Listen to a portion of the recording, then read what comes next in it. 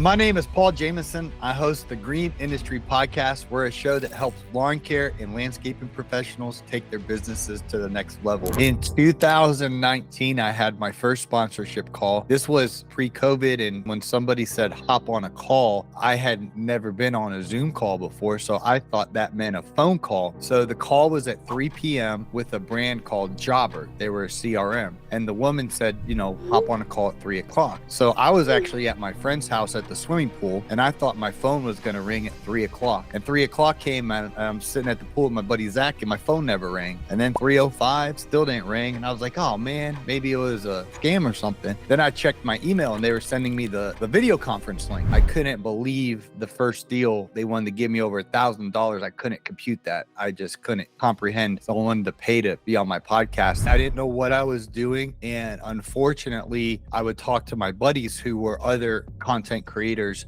podcasters, YouTubers, and even though they had larger audiences than me, they didn't know what they were doing. So they were undercharging, and I was getting my information from them, and I was running the ratios. Well, if they have 200,000 YouTube subscribers and I have 10,000, my audience is 5% their audience, and they're only charging this. Well, I can't charge that, so I'll charge 25% of what they were charging, and it was a race to the bottom. So I didn't think it all through. When I started in 2018, I just knew that I had a lawn care business, and I knew that I had stories to share, and I just kind of started sharing my stories, and I kind of attracted a tribe of guys who run lawn care businesses and guys who run landscaping businesses, and they loved when I talk about how much should you charge for a lawn mowing maintenance, how much should you charge for a yard of mulch installed, how much should you charge for sod installations. This information was gold to them because nobody else was talking about it in their local market. So it is what it is. I didn't plan to be so niched,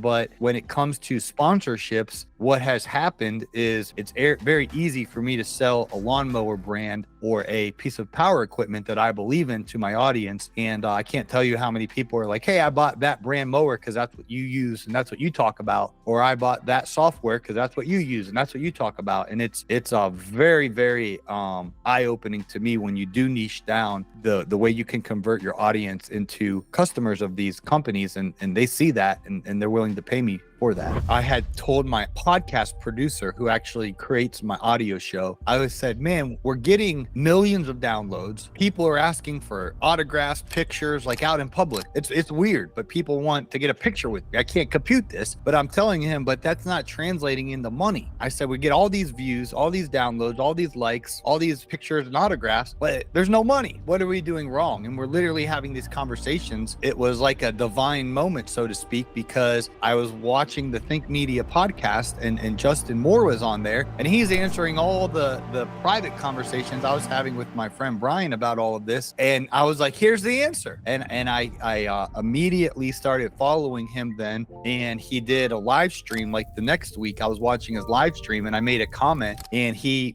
answered my comment. He like acknowledged me, my username, and I was like, oh my gosh, this guy said my name. And I was like, thought it was super cool. And so then, because I had brand flow going, I justified, I was like, his coaching calls were very expensive, but I was like, I feel like I'm leaving more money on the table than what I have to pay him. If he can help me retrieve some of that money, it's going to be worth it. And so a few weeks after he was on the Think Media podcast, I booked a call with him. I was in the middle of some deals at the time that I already had set some price anchors too low, and he tried to help me salvage those deals. And then on all the new deals moving forward, he helped me to really earn some substantial money. And I've taken all of his courses, done so many coaching calls. I'm in his wizard skill. I think I've gotten everything he's offered. I've done. If he tells me to do something, I just do what he says. I don't second guess it. I follow. He says .bi, cross the T.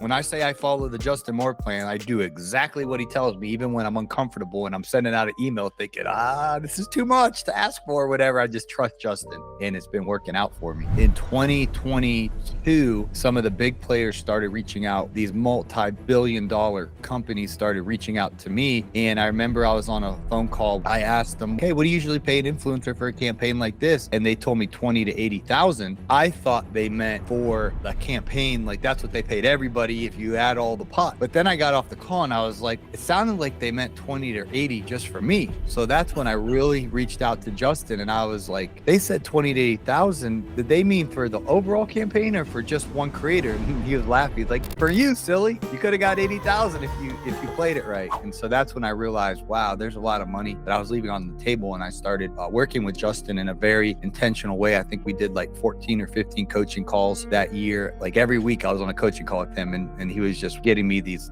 awesome deals, tens of thousands of dollars, which was, life-changing for me. One of my weaknesses, which it's second nature to him, he's just really good at writing emails. Like I'm just intimidated even what to write to these big brands and things like that. And he even helped me craft the email to the brand, which alone was worth it for me because I didn't know how to communicate the lingo, and he wrote everything in a very concise, professional, to the point way. I was able to then use kind of the bones, if you will, the outline of package 1, package 2, package 3 for this investment level and these deliverables. And then I was able to take those and use them for future deals because I kind of knew the parameters that he set. Those coaching calls really got me the information that I was able to basically rinse and repeat, copy and paste for other deals, which was super helpful. Thankfully, with what I've learned from Justin, he has a sponsorship wheel. So I have various brands at different parts of the sponsorship wheel, and the brand flow is kind of continuous at this point. And so it's awesome to check in with Justin and his team and just update, hey, I had correspondence from email from this brand,